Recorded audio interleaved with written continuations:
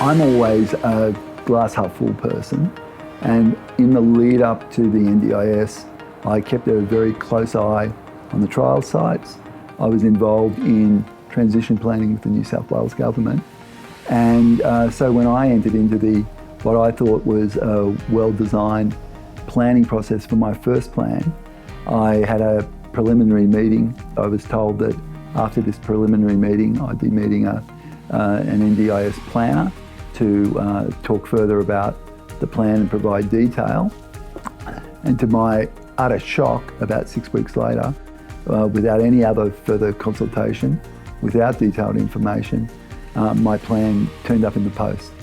So the only thing that was really dealt with well was my core supports, because I'd already been funded in that.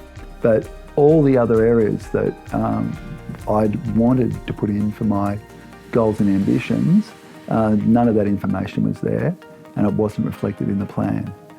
For the second plan, I made contact with my local spinal cord injury associations. I was able to use their online documentation, but more importantly, I liaised with both my plan manager and my support planner to look over drafts of my response to the NDIS for the second plan. And I was made aware of areas that I hadn't even considered, because all I was really concerned about early on was making sure my core supports were covered, to make sure I could at least get in and out of bed, and not really thinking about what those larger goals were that I was trying to achieve.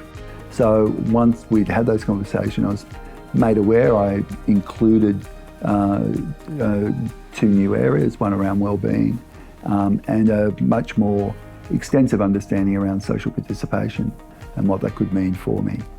So my advice to everybody with a spinal cord injury is start preparing early.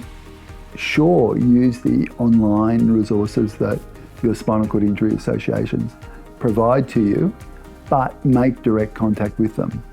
Talk to your plan manager, talk to your support planner, or talk to those organisations about the types of services that they can provide to input on your NDIS plan. Once you've got your plan, it's about living.